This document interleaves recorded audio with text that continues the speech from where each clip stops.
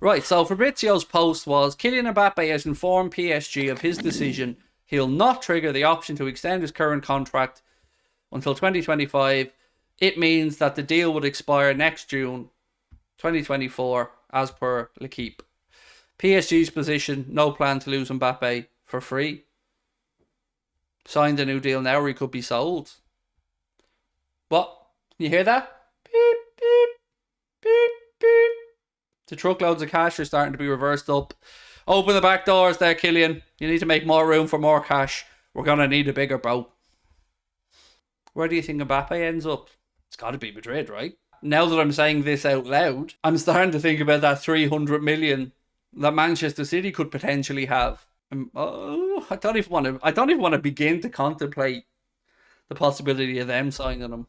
Will you lose respect for United if they get state ownership? This is a really difficult one to answer because I can't lie and saying that it hasn't been a little bit disconcerting to see so many United fans wanting the takeover from Sheikh Jassim against an English owner in Sir Jim Ratcliffe. But I also understand that one of the reasons for a lot of United fans wanting the Qatar takeover is because it's a full buyout and it would remove the Glazers entirely from the club.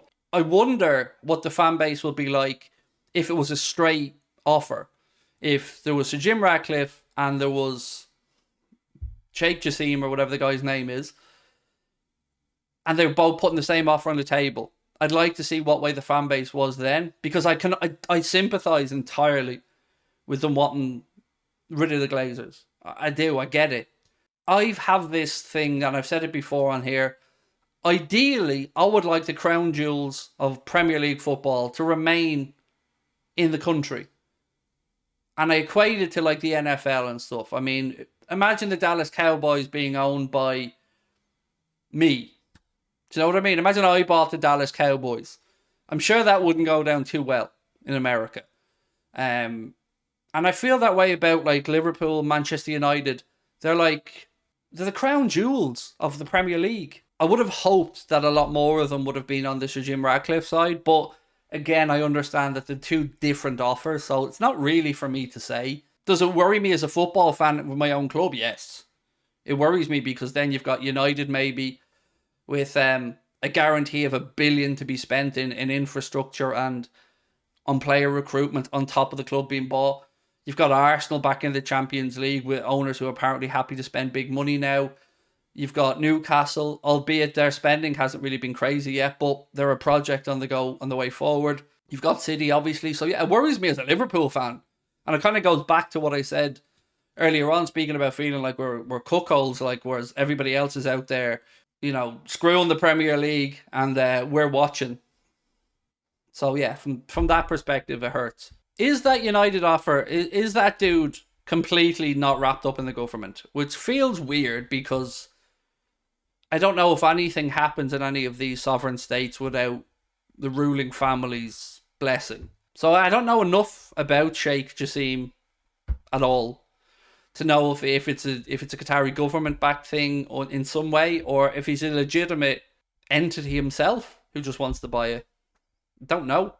New York Times, Paris Saint-Germain could be tempted by an offer of around £160 million to sell Mbappe.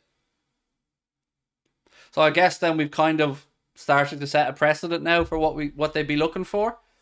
£160 million for a player with 1 year left on his deal. It's a tough sell, that.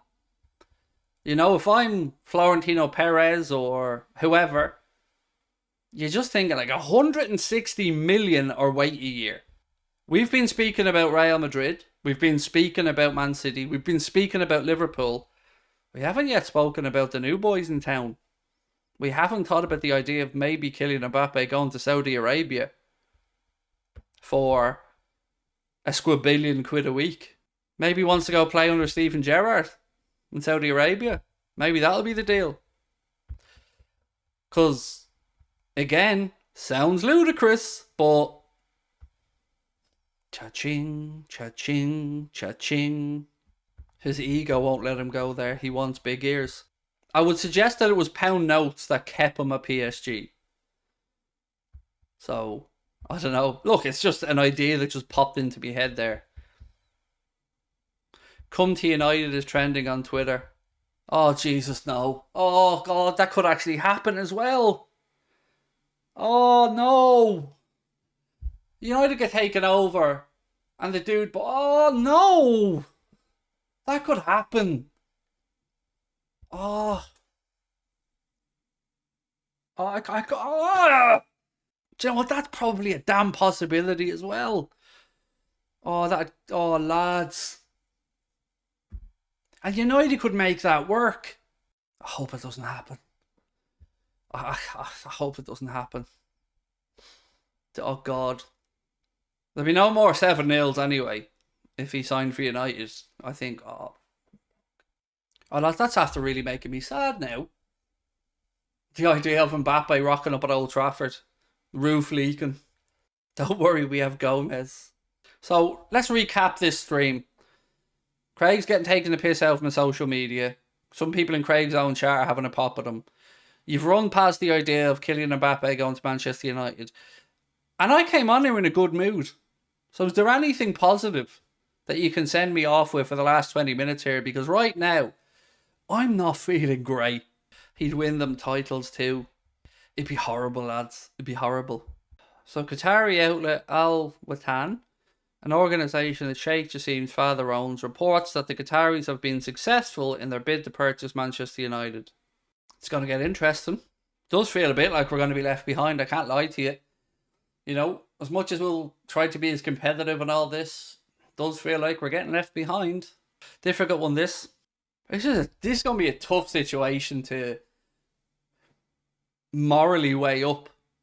Because right now, we've got Man City, who have unlimited resources.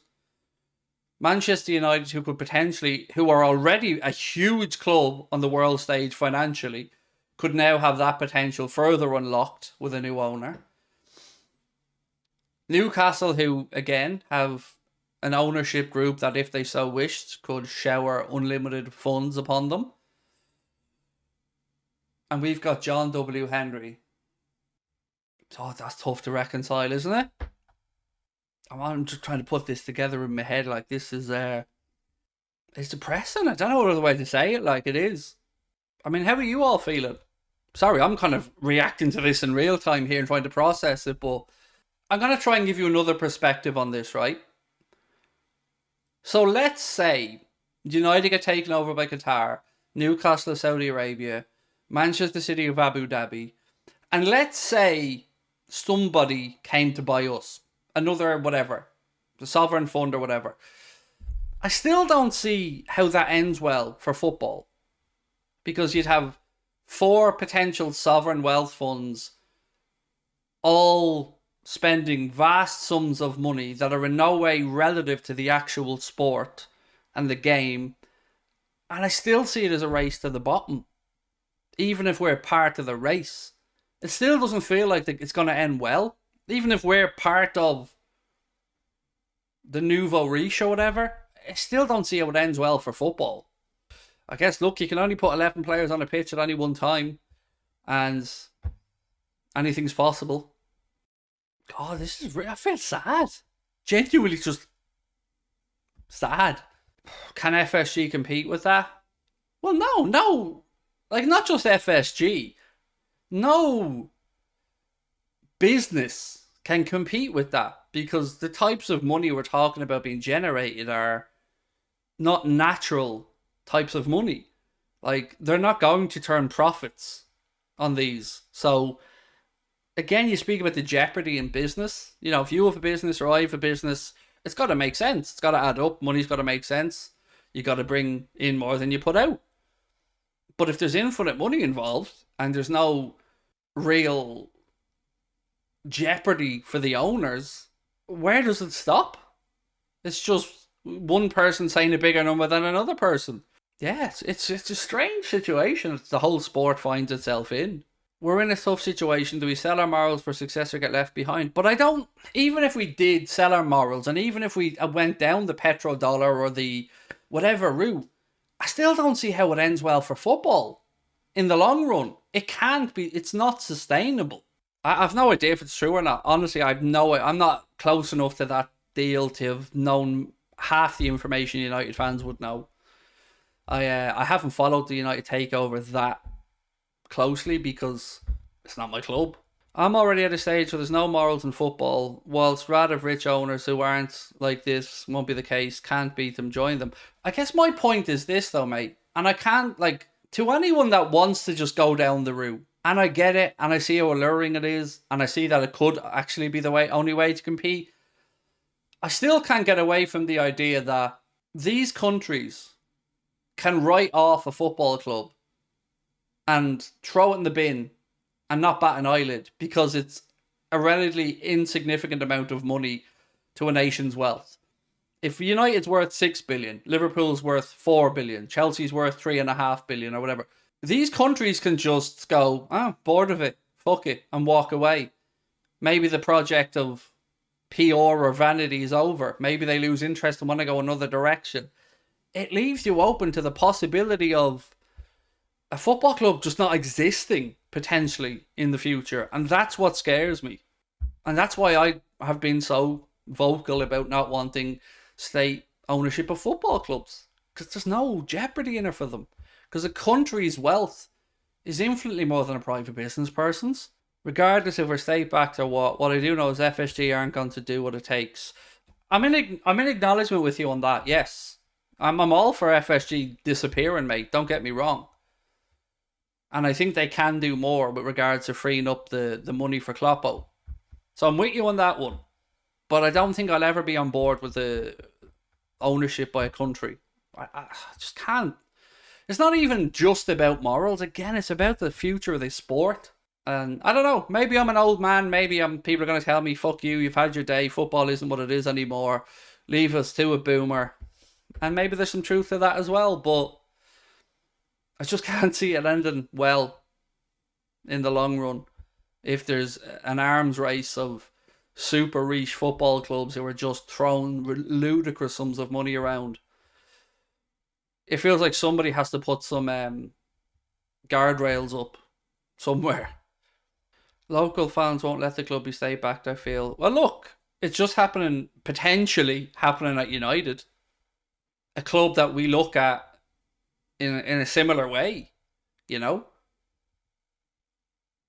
So, if it happens at United, it could happen anywhere. Oh, Steve Ballmer. Steve Ballmer was the one that I wanted to own the club. When all these names are being thrown around, I wanted Steve Ballmer just because I liked how involved he is. I like how much he gives a shit. And he just struck me as a potential owner I could really get behind.